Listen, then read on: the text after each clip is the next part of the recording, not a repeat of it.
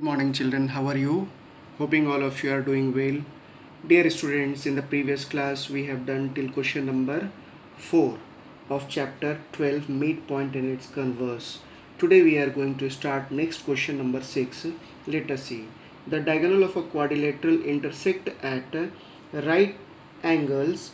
Prove that the figure obtained by joining the midpoint of the adjacent side of the quadrilateral is a rectangle. This is our question. So let us draw this figure. ABCD is a quadrilateral and PQRS are the midpoint of this of the side AB, BC, CD and DA. And we will join their diagonals. AC and BD are the diagonals. So let us see how we'll solve this question. Given, what is given in this question? AC and BD are the perpendicular, their diagonal are perpendicular. AC and BD are perpendicular to each other. PQRS are the midpoint of AB, BC, CD and DA respectively. To prove that PQRS is a rectangle, let us see. Proof. P and Q, since P and Q are midpoint, P and Q are the midpoint of AB and BC. It is given P and Q are the midpoint of AB and BC, side AB and BC. So PQ will parallel to AC. PQ parallel to AC and PQ is equal to half of AC. This will be the first equation by midpoint theorem. Remember it. Again, S and R are midpoint of AD and DC. It is given, so S are parallel to AC. These 2 points are midpoint, so this is parallel to AC. S are parallel to AC and SR is equal to half of AC. This is our second equation. So from equation 1 and equation 2, we can write down PQ parallel to SR because SR and PQ both are parallel to AC. So PQ parallel to SR and PQ is also equal to SR. So we can say that PQRS is a parallelogram. Further, AC and BD intersect at right angle. Their diagonals are intersecting at right angle. It is given. So SP parallel to BD. SP is parallel to BD by midpoint theorem. So BD is perpendicular on AC. BD will be perpendicular to AC. So SP is also perpendicular to AC. Now SP perpendicular to SR.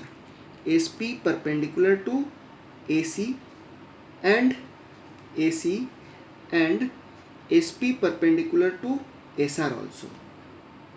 SR also. So their adjacent sides are 90 degree. So we can say that angle RSP is equal to angle SRQ is equal to angle RQP is equal to angle QPS is equal to 90 degree. This is 90 degree. So these two sides are parallel. So we can say their adjacent co-interior angles are 180 degree. So this is, if it is 90 degree, then it is also 90 degree. And this two sides are parallel. So we can say that their co-interior angles are 180 degree. So it is 90 degree, then this will be also be 90 degree. So if it is 90 degree, then this will also be 90 degree, and if it is 90 degree, then this is, all these their angles are 90 degree. Therefore we can say that PQRS is a rectangle, hence proved. Now we'll see the next question number 8. ABCD is a quadrilateral in which AD is equal to BC. E, F, G and H are the midpoint of AB, BD, CD and AC respectively. Prove that E, F, G, H is a rhombus. So let us draw this ABCD, a quadrilateral, and this is, it is written that AD is equal to BC. It is given E, F, G, H. E, F, G, H are the midpoint of the side AB. E, F, G, H are midpoint of AB, BD, CD and AC. So we will write down first, given quadrilateral ABCD in which AD is equal to BC. It is already given. E, F, G, H are midpoint of side AB, BD, CD and AC. Because this is the midpoint, this is also midpoint. To prove that EFGH is a rhombus, let us see how we'll prove them. In triangle ABD, in this triangle ABD, you will see E and F are the midpoint of AB, E and F are the midpoint of AB, and BD respectively it is given. So EF parallel to this, EF parallel to whom? EF is parallel to AD and EF is equal to half of AD. This will be our first equation. In triangle BCD, let us see BCD. In this triangle, G and F are the midpoint of CD. G and F are the midpoint of CD and BD. BD respectively it is also given. So GF is parallel to BC and GF is equal to half of BC by midpoint theorem.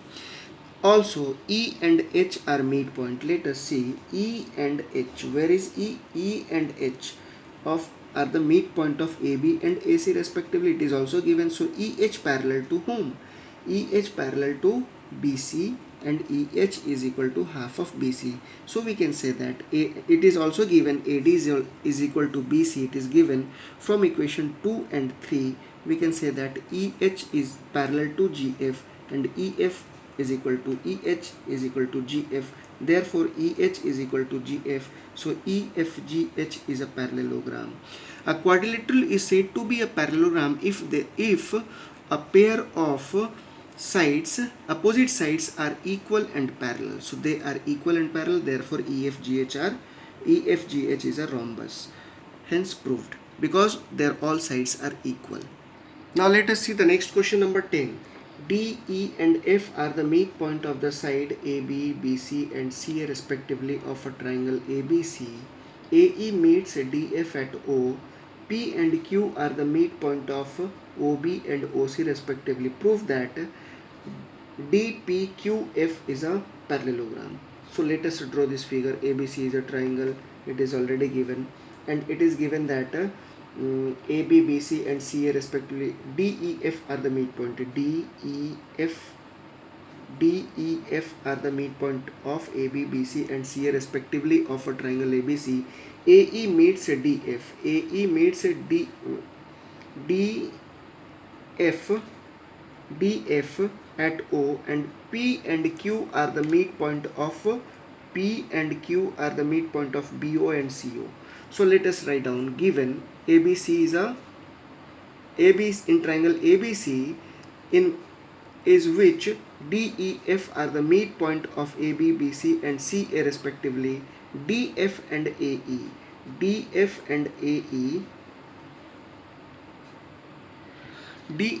AE intersect at O. Further, P and Q are the midpoint of OB and OC. To prove that DPQF is a parallelogram, let us see proof. In triangle ABC, D and F are the midpoint of AB and AC. D and F are the midpoint of AB and AC. It is given. So DF is equal to what? DF is parallel to BC and DF is equal to half of BC by midpoint theorem. Similarly, in triangle OBC, let us see OBC. P and Q are the midpoint of OB and OC respectively. So PQ parallel to BC and PQ is equal to half of BC. From equation 1 and 2, we can write down DF parallel to PQ and DF is equal to PQ. So DPQF is a parallelogram, hence proved. Let us see next one. In a triangle ABC, AD is a median and E is midpoint of median AD. A line through B and E meets AC at point F. Prove that AC is equal to 3AF. Let us see. It is given that in triangle ABC, AD is median. This is median and E is the midpoint of AD. A line joining B and E is produced which meets AC at F. Here, to prove that AC is equal to AC, where is AC? AC is equal to 3AF. Let us see. Construction. What we have to do? We have to draw DG parallel to BF. DG parallel to BF, which meet AC at G. Now proof. In triangle ADG, in this triangle, E is the midpoint. It is already given. E is the midpoint of AD and EF parallel to DG. So we can say that F is the midpoint of AG. So AF is equal to FG. This is our first equation. Similarly, in triangle BCF, D is midpoint of BC, D is midpoint of BC, and DC parallel to BF. DC parallel to B. Dear students, let us see. D is the midpoint of BC. Clear? And DG parallel to whom? BF. DG is parallel to BF. In this triangle BCD, you will find that DG is parallel to BF. So G is the midpoint of FC. So we can write down FG is equal to GC. This is our second equation. From equation 1 and 2, we can write down AF is equal to FG. AF is equal to FG by equation 1 and FG is equal to GC by equation 2. So we can say that AF is equal to FG is equal to GC. So AC is equal to what? AF plus FG plus GC.